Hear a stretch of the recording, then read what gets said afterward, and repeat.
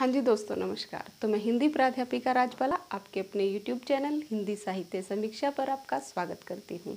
आज का हमारा विषय है सच्चिदानंद हीरानंद वात्स्यायन अज्ञेय। जैसा कि आप सभी जानते हैं कि अज्ञेय जो हैं वो हिंदी साहित्य में प्रयोगवाद के प्रवर्तक के रूप में जाने जाते हैं। तो इन्हीं महान विभूति की बात आज के व्याख्यान में होगी और मैं आपसे वादा करती हूँ कि इस व्याख्यान को सुनने के पश्चात परीक्षा से संबंधित कोई भी प्रश्न आपके मन में नहीं रहेगा। प्रत्येक प्रश्न का उत्तर आपको इस वीडियो लेक्चर में मिलेगा। तो मेरे इस वीडियो लेक्चर के साथ अंत तक ज़रूर बने रहिएगा।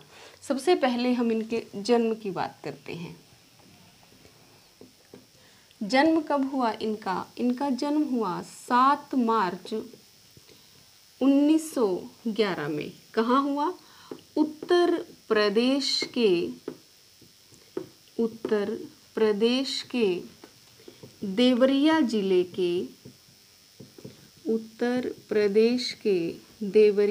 जिले के कस्या नामक स्थान पर इनका जन्म हुआ। ठीक है, ये कस्या जो है वो पहले कुशीनगर के नाम से जाना जाता था। ये कुशीनगर क्या है? ये महात्मा बुद्ध की निर्वाण स्थली है। पिता की अगर हम बात करें तो इनके पिता का नाम था पंडित हीरानंद शास्त्री। क्या नाम था? पंडित हीरानंद शास्त्री। और पंडित हीरानंद शास्त्री बहुत ही उच्च कोटि के विद्वान थे और ये पुरातत्व विभाग में उच्च अधिकारी के पद पर आसीन थे और ये मुख्यतः क्या थे? लिपि विशेषज्ञ थे। संस्कृत भाषा का भी इन्हें बहुत अच्छा ज्ञान था और संस्कृत भाषा का ज्ञान अज्ञेय को भी इन्हीं से प्राप्त होता है। इनकी माता की अगर हम बात करें तो इनकी माता का नाम था व्यंती देवी, जो कि बहुत ही कम पढ़ी लिखी महिला थी। शिक्षा दीक्षा की अगर हम बात करें तो अज्ञेय की शिक्षा दीक्षा जो है वो विभिन्न स्थानों पर हुई।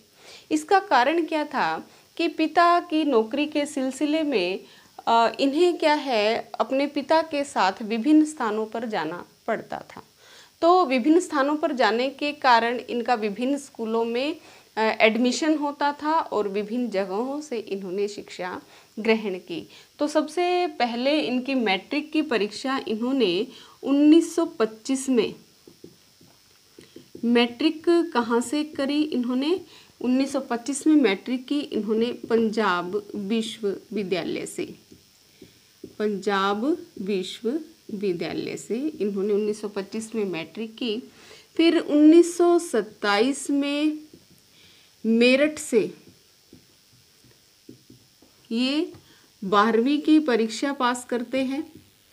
फिर 1929 में ये बीएससी की परीक्षा जो है वो लाहौर के फोरमैन कॉलेज से उत्तीर्ण करते हैं। कहाँ से उत्तीर्ण करते हैं? लाहौर के फोरमैन कॉलेज से।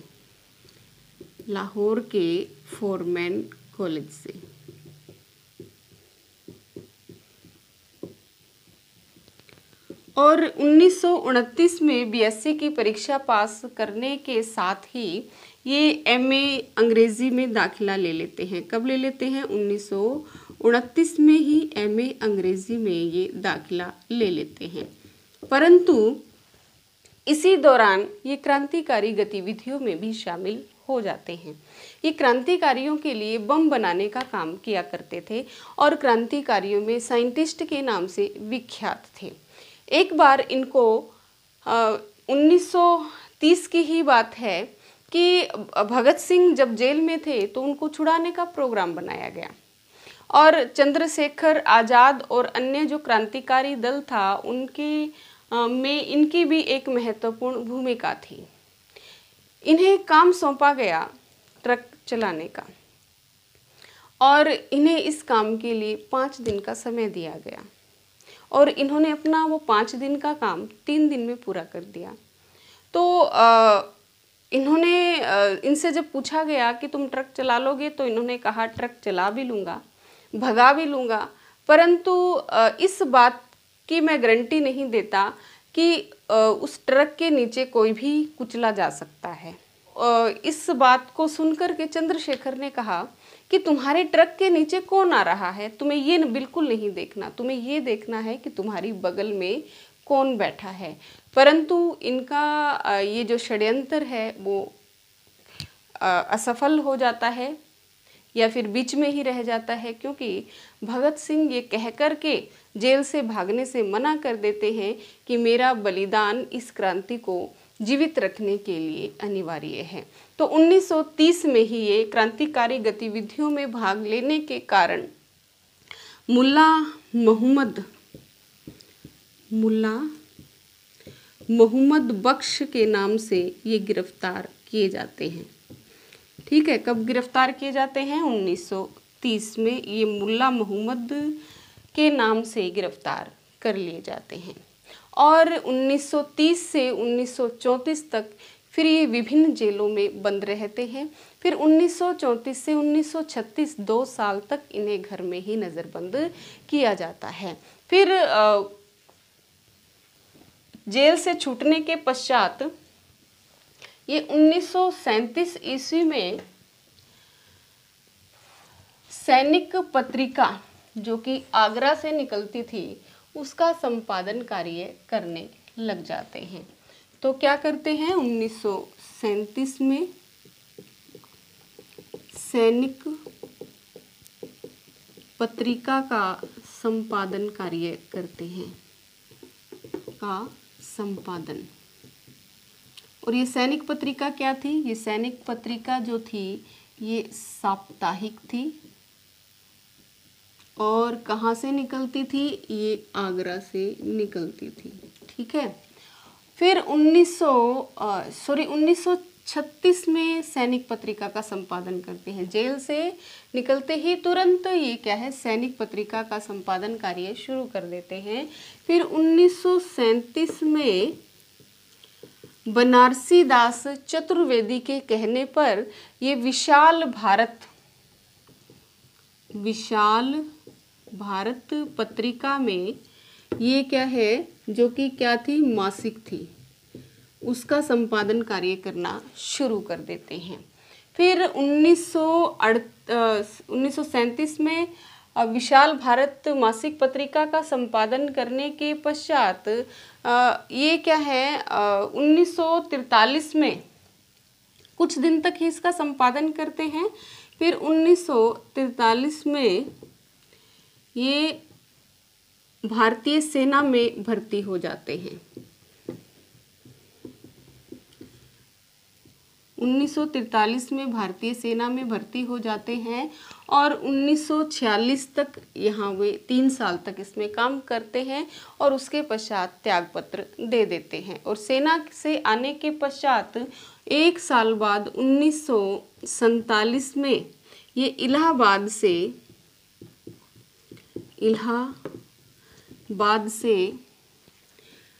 प्रतीक पत्रिका का प्रकाशन आरंभ करते हैं। प्रतीक पत्रिका का प्रकाशन आरंभ करते हैं। ये प्रतीक पत्रिका जो है, प्रतीक पत्रिका ये क्या थी, ये मासिक पत्रिका थी, परंतु ये भी अधिक दिनों तक चल नहीं पाई। फिर इन्होंने 1965 ईस्वी में दीनमान पत्रिका जो कि क्या थी, साप्ताहिक थी। दीनमान पत्रिका साप्ताहिक थी जो कहाँ से निकलती थी, दिल्ली से निकलती थी। और 1965 से 1968 तक 3 साल ये इस पत्रिका के लिए काम करते हैं। इन्होंने और भी बहुत सी पत्रिकाएं जैसे कि नवभारत टाइम्स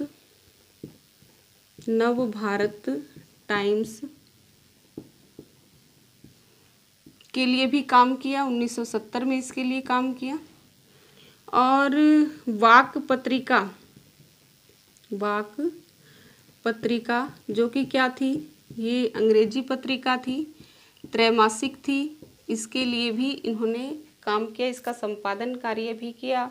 और फिर दोबारा से इन्होंने इसी प्रतीक को जो इन्होंने 1947 में शुरू किया था, और कहाँ से प्रकाशन आरंभ किया था, इलाहाबाद से, दोबारा से इसका प्रकाशन नया प्रतीक नाम से ये करना शुरू करते हैं। कब करना शुरू करते हैं? 1973 में।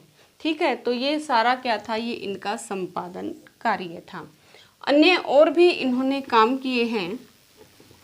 ये अध्यापक भी नियुक्त हुए और इनकी जो प्रसिद्धि थी वो भारत में ही नहीं बल्कि विदेशों तक ये प्रसिद्ध थे।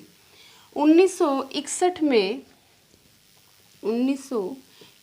में इन्हें कैलिफोर्निया में भारतीय संस्कृति तथा साहित्य के अध्यापक के रूप में नियुक्त किया गया। ठीक है, कब किया गया? 1961 में। कहाँ किया गया? अमेरिका के कैलिफोर्निया में। और क्या, कौन सा विभाग दिया गया इनको? भारतीय संस्कृति और साहित्य के अध्यापक के रूप में ये नियुक्त हुए। और जोधपुर विश्वविद्यालय में भी इन्होंने कुछ दिनों तक काम किया। कहाँ किया? जोधपुर विश्वविद्यालय में। आकाशवाणी केंद्र में भी इन्होंने काम किया। आकाशवाणी केंद्र में भी इन्होंने कुछ दिनों तक नौकरी की। परंतु ये क्या थे? ये यायावार प्रवृत्ति के व्यक्ति थे। किसी भी काम में ज़्यादा दिन तक ये मन लगाकर उस काम को नहीं कर पाते थे, तो बार बार ये काम को बदलते रहते थे। इन्होंने हिंदी साहित्य की प्रत्येक विधा को समृद्ध किया। तो चलिए इनकी विधाओं को जानने से पहले इनके उपनामों के विषय में जान लेते हैं। उपनाम, इनके उपनाम कौन कौन से थे? अज्ञे इनका उपनाम था।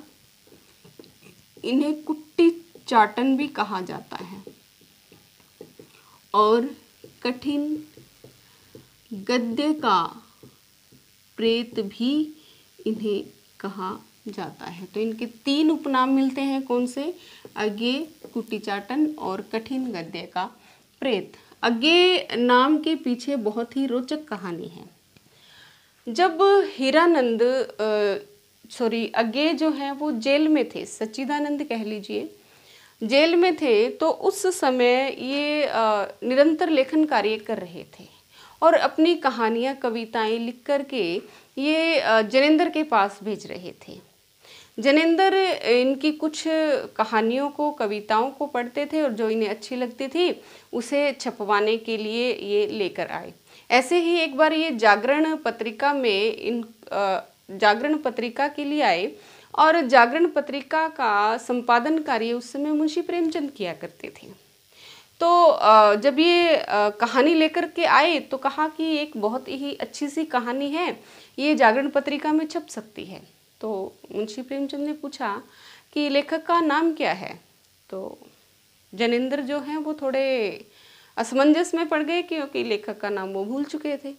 तो उन्होंने कहा कि थोड़ा सा अटपटा सा, लंबा सा नाम है, कुछ अज्ञे सा, अज्ञात सा नाम है, तो आप ऐसा कीजिए, इस नाम को, इस कहानी को अज्ञे नाम से ही प्रकाशित कर दीजिए।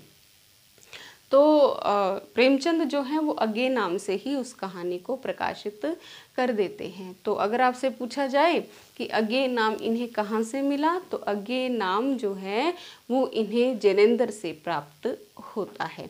और ये अज्ञे नाम इन्हें इतना पसंद आता है कि ये जो है वो हिंदी साहित्य में अज्ञे नाम से ही प्रसिद्ध हो जाते हैं, क्योंकि ये दोहरे नामों का प्रयोग करते थे।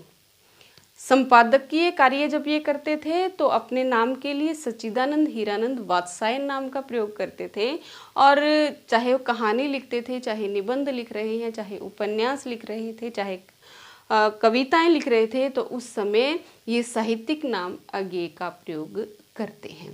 ठीक है, तो अब मैं, जैसा कि मैंने आपको बताया कि इन्होंने हिंदी साहित्य की प्रत्येक विधा, चाहे निबंध थे, चाहे नाटक है, चाहे उपन्यास है, कहानी है, कविताएं हैं, यात्रावृत्त है, संस्मरण है, साक्षात्कार है, आलोचना है, प्रत्येक विधा पर इन्होंने लेखनी चलाई। इनका जो साहित्यिक कलेवर है वो बहुत अधिक व्यापक है, विस्तृत है। तो सबसे पहले आज के लेक्चर में मैं इनकी काव्य कृतियों की बात करूंगी। काव्य कृतियाँ कौन कौन सी हैं इनकी? सबसे पहली जो इनकी काव्य कृति है उसका नाम है भग्न दूत, जो कब प्रकाशित हुई? 1933 में। दूसरी इनकी काव्य कृति है जिसका नाम है चिंता, कब प्रकाशित हुई? 1942 में। और इन दोनों काव्य कृतियों की क्या विशेषता है कि ये छायावादी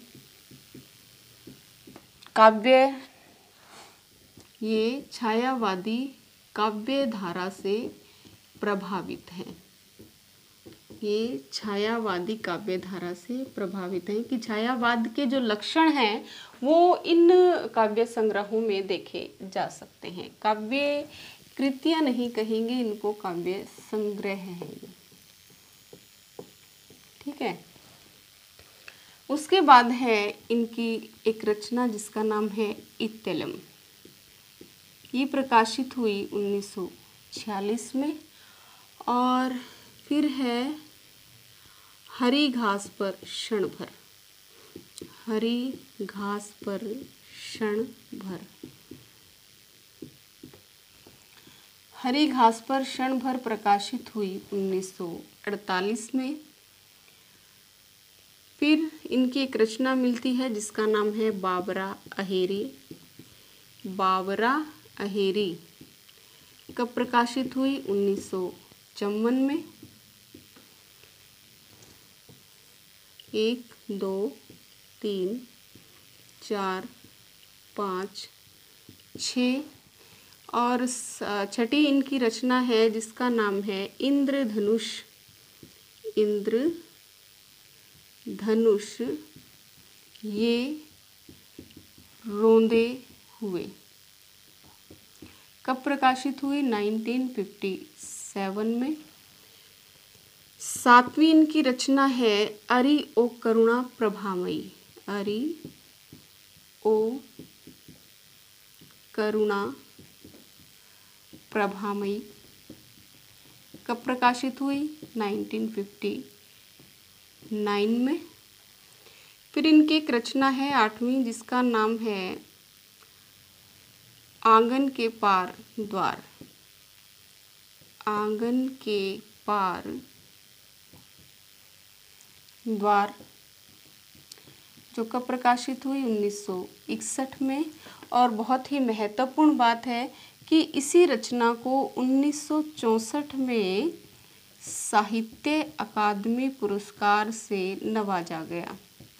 कब नवाजा गया? 3 साल बाद 1964 में आंगन के पार द्वार को साहित्य अकादमी पुरस्कार से नवाजा गया। ठीक है, उसके पश्चात है इनकी एक और रचना जिसका नाम है पूर्वा। पूर्वा 1965 में प्रकाशित हुई, परंतु पूर्वा में क्या है? भगनदूत, चिंता, इत्तेलम और हरी घास इन चारों रचनाओं का संकलन है। चारों रचनाओं, जो पहली 4 रचनाएं हैं ना, इन चारों रचनाओं का संकलन मिलता है। किसमें मिलता है? पूर्वा में, जो कब प्रकाशित हुई? 1965 ईस्वी में। अगली इनकी रचना की अगर मैं बात करूं तो 1966 में इनकी एक रचना मिलती है सुनहले श्वाल। सुनहले श्वाल कब प्रकाशित हुई? 1966 में।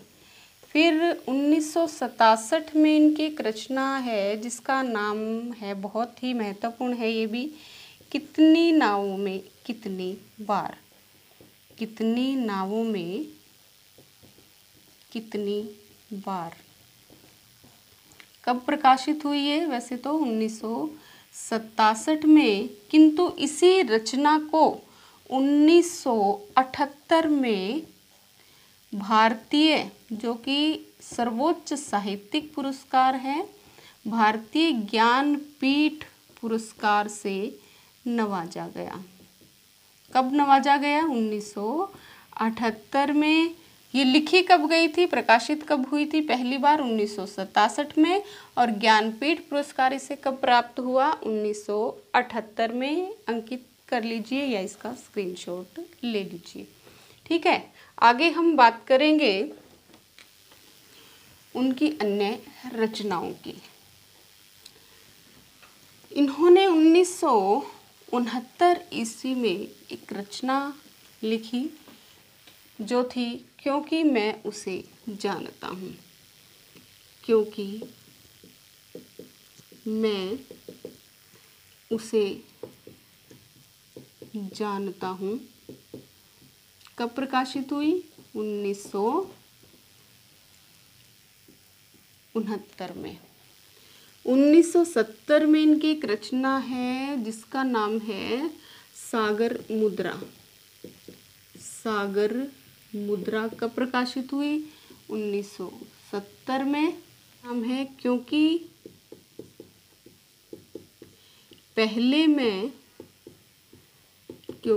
पहले मैं सन्नाटा बुनता हूँ। क्योंकि पहले मैं सन्नाटा बुनता हूँ।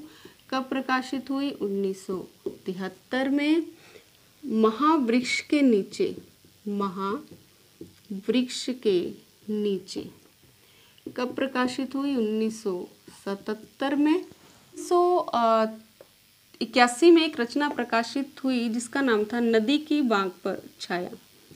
नदी की बांक पर छाया कब प्रकाशित हुई? 1981 में। और इनका अंतिम काव्य संग्रह था ऐसा कोई घर आपने देखा है। ऐसा कोई घर आपने देखा है। तो ये कब प्रकाशित हुई इनकी? 1986 में। क्योंकि 1987 में इन्होंने दिल्ली में ही हृदयाघात के कारण अंतिम सांस ली। क्या हो गया था? दिल्ली में ही इनका 1987 में निधन हो गया था। किसके कारण? हार्ट अटैक आने के कारण। तो ये थी सारी की सारी इनके काव्य कृतियाँ, काव्य संग्रह। और इन्हीं काव्य संग्रहों को 1984 ईस्वी में सदा नीरा नाम से ये 2 खंडों में प्रकाशित करवाते हैं। कब प्रकाशित करवाते हैं? 1984 में। किस नाम से प्रकाशित करवाते हैं? सदा नीरा। कितने खंडों में? 2 खंडों में। ठीक है, तो ये क्या थी? इनकी काव्य कृतियाँ, काव्य संग्रह थे। तो क्योंकि मैं उसे जानता हूँ कब प्रकाशित हुई? 1969 में। सागर मुद्रा 1970 में। क्योंकि पहले मैं सन्नाटा बुनता हूँ 1973। महावृक्ष के नीचे 1977। नदी की बांक पर छाया 1981। ऐसा कोई घर आपने देखा है 1986, जो कि क्या है? इनकी अंतिम रचना है। और 1984 में इन्हीं सारे काव्य संकलनों को सदा नीरा के 2 खंडों में प्रकाशित करवाया गया। 2 महत्वपूर्ण बातें कि इन्हें एक तो कौन सा था? आंगन के पार द्वार, जो इन्होंने प्रकाशित करवाया था 1961 में। 3 साल बाद उसे पुरस्कार मिला, साहित्य अकादमी पुरस्कार। कब मिला? 1964 में।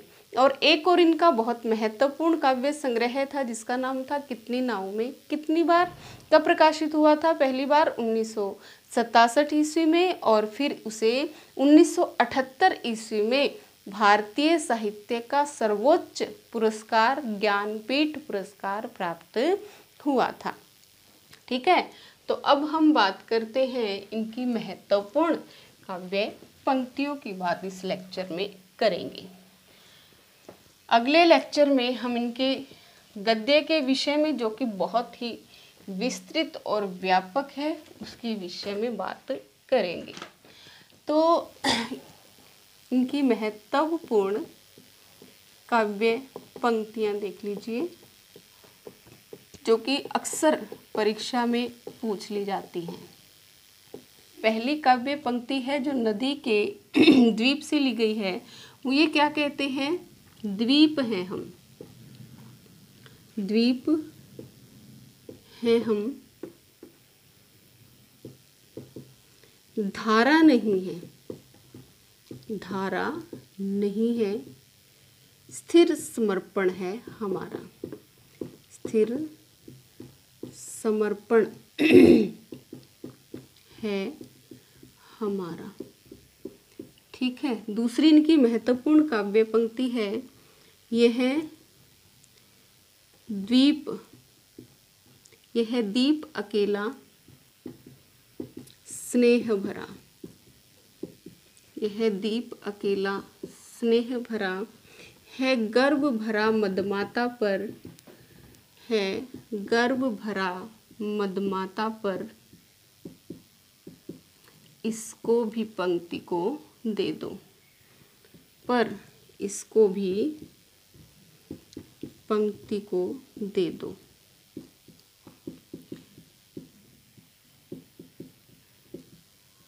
ठीक है, उसके बाद इनकी तीसरी पंक्ति है, बहुत महत्वपूर्ण है, जो कविता इन्हें स्वयं भी बहुत प्रिय थी, सांप कविता से ली गई है, कि सांप तुम सभ्य तो नहीं हुए, सांप तुम सभ्य तो नहीं हुए,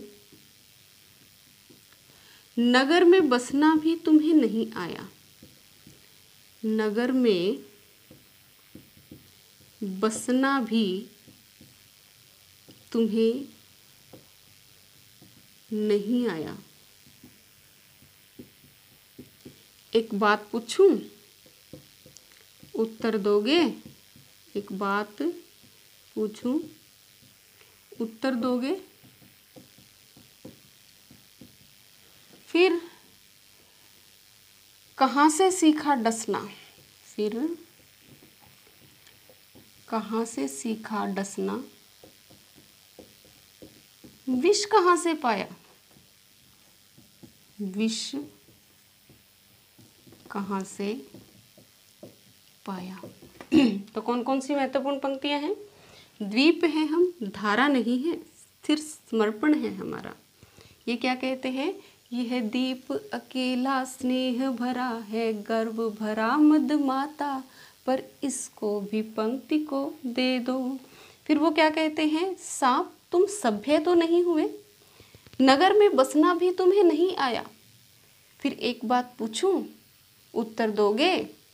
कि फिर कहाँ से सीखा डसना, विष कहाँ से पाया। ये शहरी व्यक्तियों पर इन्होंने व्यंग्य किया है। व्यंग्य करने के लिए तो ये कान्हा को भी नहीं छोड़ते हैं। क्या कहते हैं? कन्हाई ने प्यार किया कितनी ही गोपियों से, कन्हाई ने प्यार किया कितनी ही गोपियों से, पर उड़ेलते रहे अपना निसीम सदा एक ही पर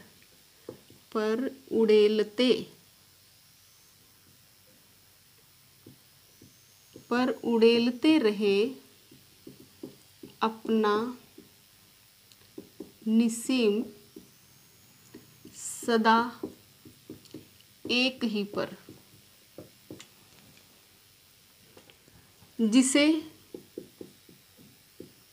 जिसे कहीं पाया नहीं, जिसे कहीं पाया नहीं, जो किसी रूप में समाया नहीं, जो किसी रूप में अगर किसी प्रेयसी में उसे पा लिया होता, अगर किसी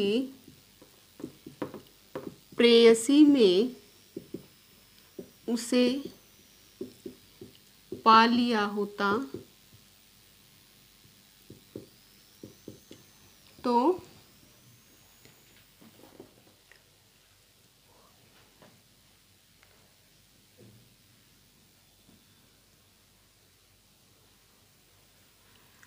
तो उन्होंने वो क्या कहते हैं, कन्हाई ने प्यार किया कितनी ही गोपियों से, पर उड़ेलते रहे अपना निसीम सदा एक ही पर, जिसे कहीं पाया नहीं और जो किसी रूप में समाया नहीं। ठीक है, तो अगली इनकी पंक्ति देखिए। वो कहते हैं मैं मरूंगा सुखी, मैं मरूंगा सुखी, क्योंकि मैंने जीवन की धज्जियां उड़ाई हैं, क्योंकि मैंने जीवन की धज्जियां उड़ाई हैं।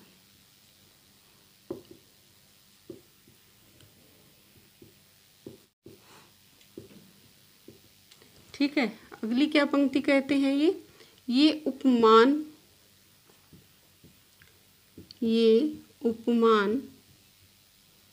मैले हो गए हैं, ये उपमान मैले हो गए हैं।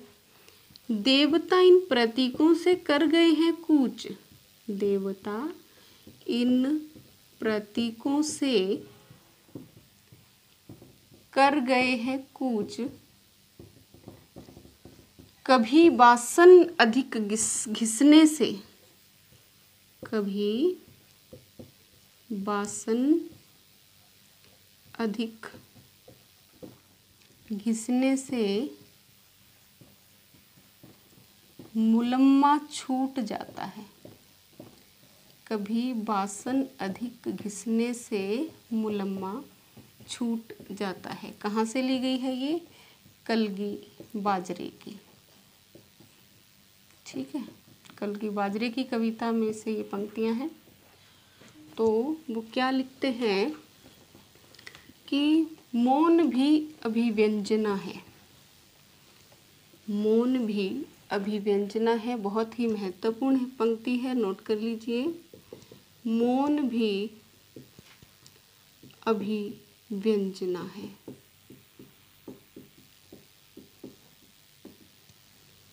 जितना तुम्हारा सच है उतना ही कहो, जितना तुम्हारा सच है उतना ही कहो।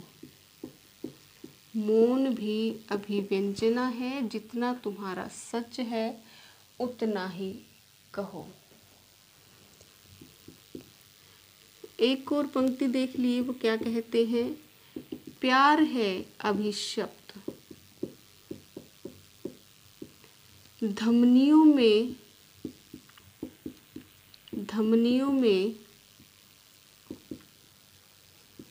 उमड़ रही लहू की धार।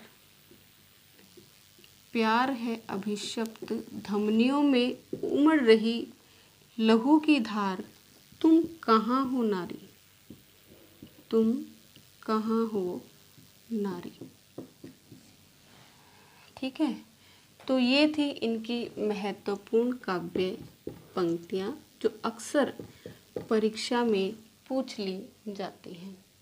तो इनके गद्य के विषय में मैं दूसरे लेक्चर में बात करूँगी। आपको मेरा ये वीडियो लेक्चर कैसा लगा कमेंट बॉक्स में कमेंट करके अवश्य बताइएगा, और पसंद आया तो लाइक कीजिए, शेयर कीजिए और सब्सक्राइब कीजिए। धन्यवाद।